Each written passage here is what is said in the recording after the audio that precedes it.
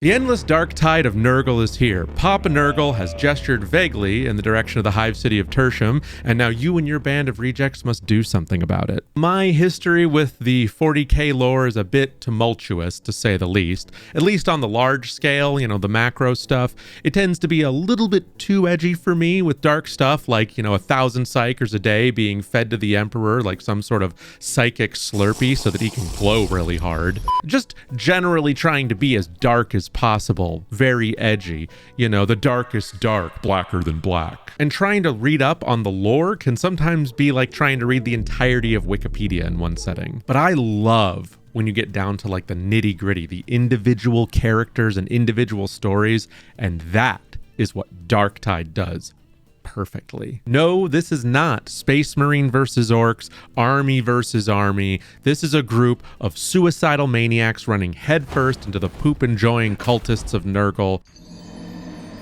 and their traitor guardsmen friends. And boy, is it fun. Darktide is in the same vein as Vermintide, being a Left 4 Dead style, moving through the level, swarms of enemies and specials coming at you kind of game. But unlike Vermintide, where you were a group of circumstantial allies who got together to fight against the, tide of vermin, you're instead a group of strangers who have never met before who are just hoping that no one on the team is a crazy people-eating maniac who wants to wear your skin like a mask. Looking at you, Zealot. Character creation in Darktide is pretty cool. You get to choose everything from planet of origin to how you grew up and even how you ended up in prison, which you totally deserved for that time you didn't get out of that politician's way quite fast enough. You have 4 classes to choose from, such as Veteran, Psyker, Zealot, and Ogryn. And you also get to choose your own unique name this time, which I think is particularly great. Especially with Ogryn, every Ogryn name I've seen has been fantastic.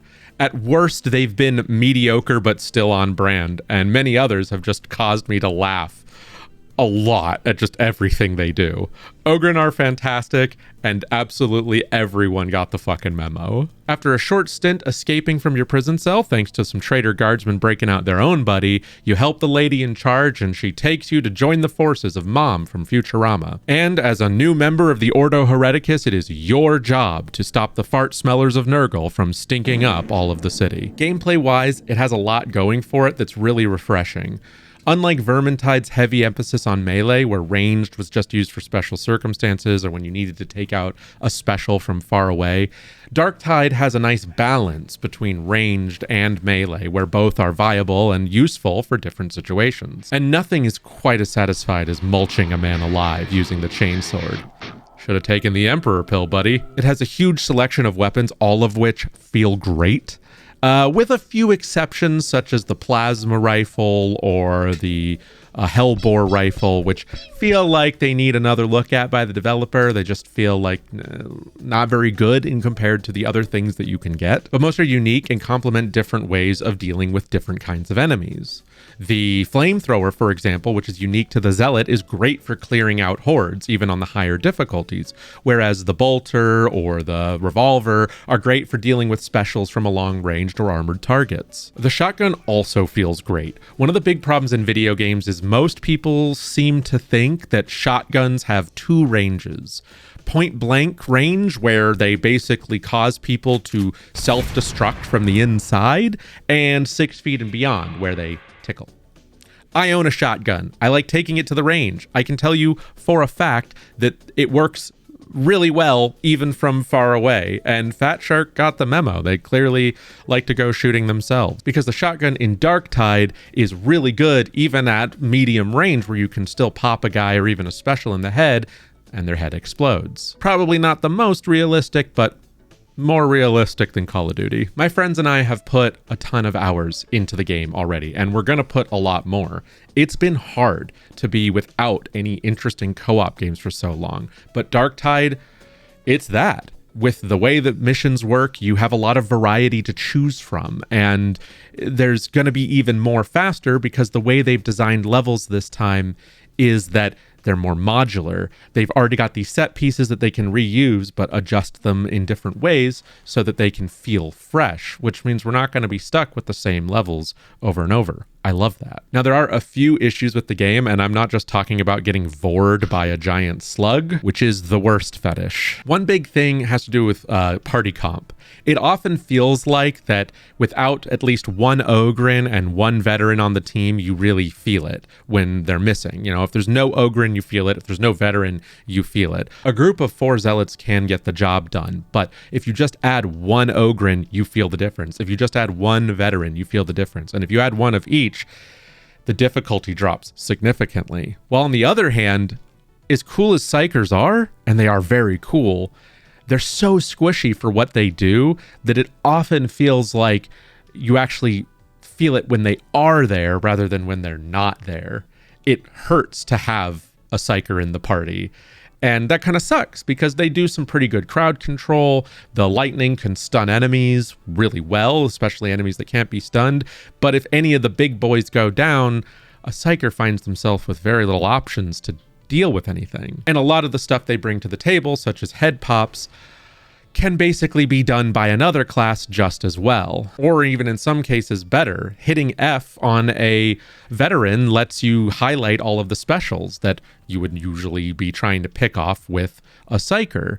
And if you're using something like a chainsword or a power hammer, you can just delete people as a zealot.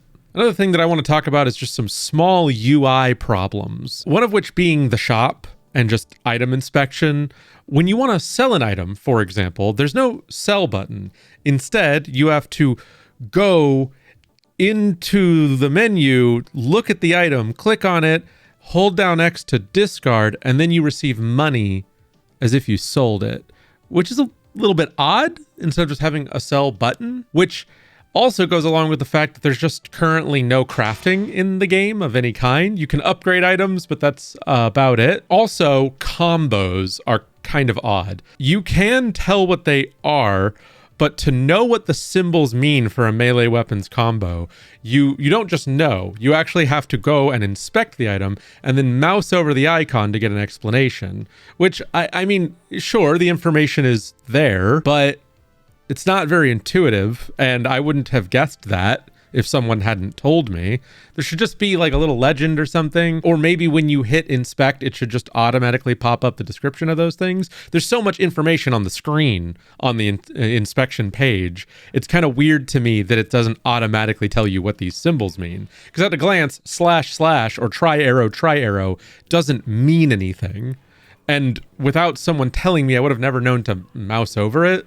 Just seems like a bit of an oversight. But all of those things doesn't hide one particular grievance I have, and that's the cash shop. I smell a scoundrel, I do.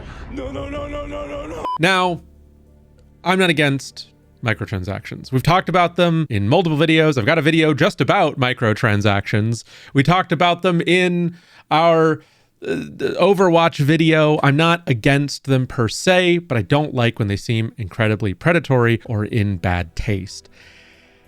And that's the thing. The cash shop in this game offers a bunch of really cool outfits at a price that seems like they've had this planned for a while. And the game has a lot of technical problems still that we were hoping would get fixed with release, but instead they're still there. I really like this game. I really enjoy playing it. My friends really like it. It's a lot of fun. But to see not just microtransactions, but microtransactions using a premium currency rather than direct dollar value, which we all know why that's a scam, it's just frustrating. And a lot of people are upset, and rightfully so. I think it's okay to sell cosmetics. I buy League of Legends skins. I buy skins in all sorts of games. But to come in after the official release, they had all these betas to try to work out the errors and have those things still be super prevalent in the game, but have there be just a cash shop immediately with a bunch of fully fleshed out outfits. It's not that it's bad, it's just in bad taste. And I can't hide the fact that I find it a bit inappropriate. So take that how you will, you know? I mean, I've got a bunch of my cosmetics from just doing challenges. I don't feel a strong urge to buy the paid for cosmetics, but you know, it's up to you. Maybe you hate it, maybe you like it. I don't know how I feel. Overall, I think the game is really fun. And I know Fat Shark, they fall into all the same mistakes that any, you know, big publisher does. Like, they're going to make a lot of money off of cash shops and things like that. They're going to make DLCs. You're going to be frustrated by it. But at the end of the day, they're probably going to support the game for a while, and they'll eventually fix these problems. And I feel like for me, it's not as much of a bitter pill to swallow because I'm used to it with them. But at the same time, it's worth criticizing. So what's my conclusion? Well, I would recommend this game to pretty much anybody. I think it's a pretty good game overall. I think if you have friends to play with, then you'll really enjoy it. I'll say that the matchmaking kind of sucks. A lot of the people I get matched with suck. So I would much rather play with my friends. But if you got 3 friends to play with, it's a really great co-op game, very immersive, a lot of fun. And overall, I'm still happy with it, even with my complaints in mind. So thank you so much for watching, and I'll see you next time.